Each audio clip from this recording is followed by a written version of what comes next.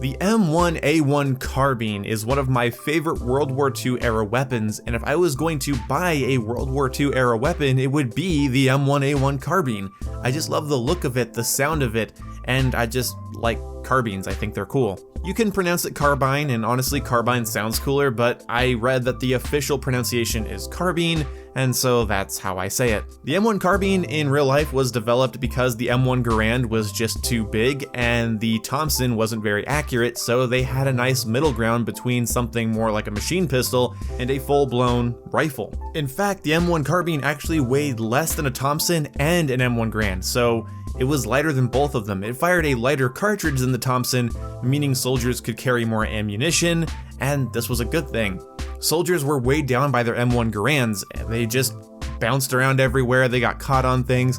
They were big, long, heavy rifles, and although some M1 Garands were modded to have magazines, most M1 Garands that infantry got did not have magazines. They were top-fed clip guns, and your finger could get caught in it. You couldn't really reload it easily without expelling the entire clip. It just wasn't a good system. The M1 Carbine being magazine fed, and again, lighter than the Thompson, lighter than the M1, it just was so easy to use, intuitive, and versatile, and this game really captures that feeling with the M1A1 Carbine.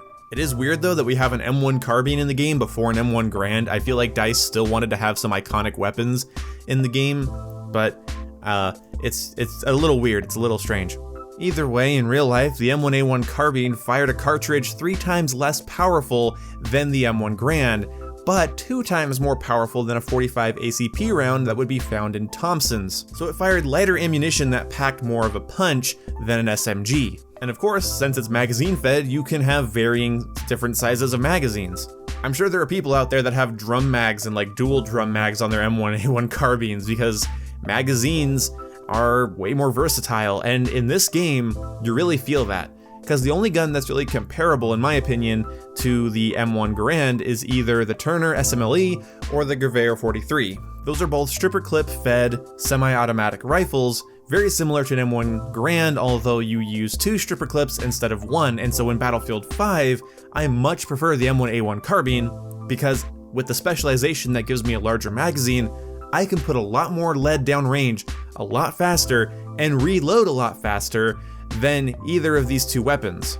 Ammo is kind of scarce in Battlefield 5, and going up against multiple enemies is something you're gonna have to get used to doing, and I think the M1A1 is a good balance between the stripper clip-fed, accurate, high-damage rifles and the more intuitive, fully automatic assault rifles. You're not gonna burn through your ammo as fast as somebody using an STG because you're gonna have to practice more trigger discipline, but you're going to have more versatility when fighting multiple opponents than somebody with only 10 rounds in a stripper clip.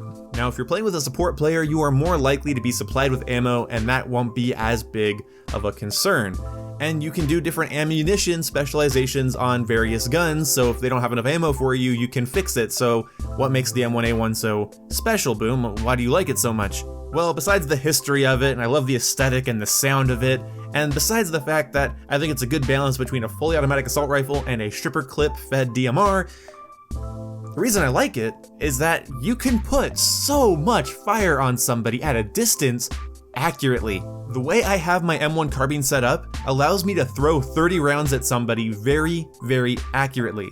It still requires shot pacing, and you shouldn't just spray and pray this gun at long range, even though the game won't really penalize you too much for doing that, because the game's effective ranges are a little bit messed up right now. Some guns are just too accurate and have like 0 bloom at distance, so you can like pepper somebody with 30 rounds way more accurately than I think you should be able to. And if DICE fixes it, then this gun will be a little less effective at long range, but overall, I still love the damn thing. Maybe it's a placebo, but I just feel so maneuverable with it. I feel versatile with it.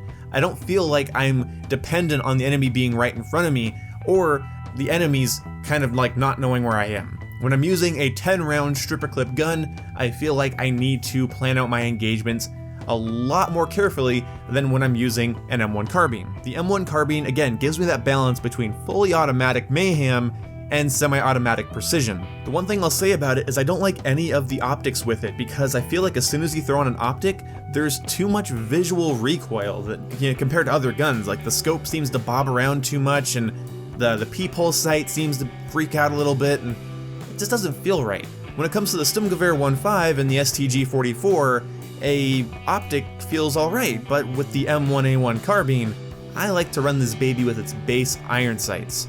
I don't remember what movie I watched, what video game I played, what story I read that really made me fall in love with the design of this weapon, but I'm so glad it's in the game at launch.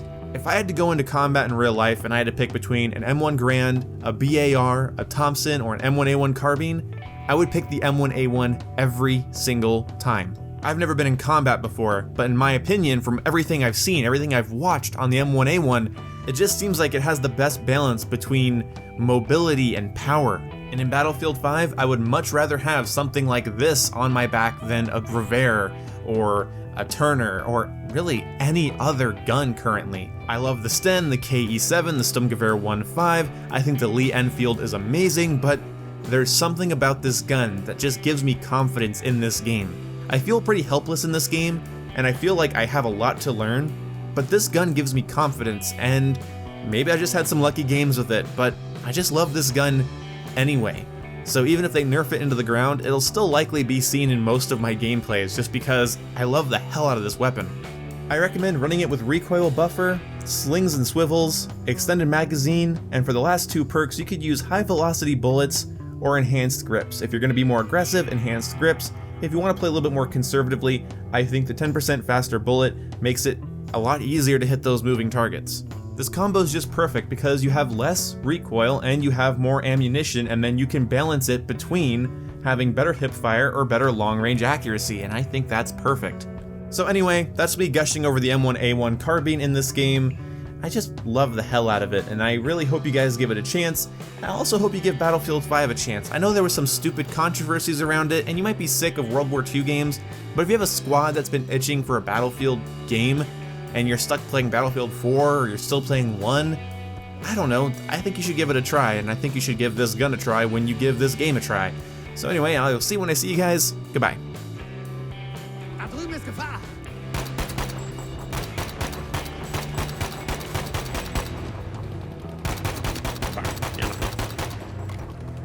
9 kills in. Was that 9? No. Wow, look at us. Check the scoreboard. Oh shit.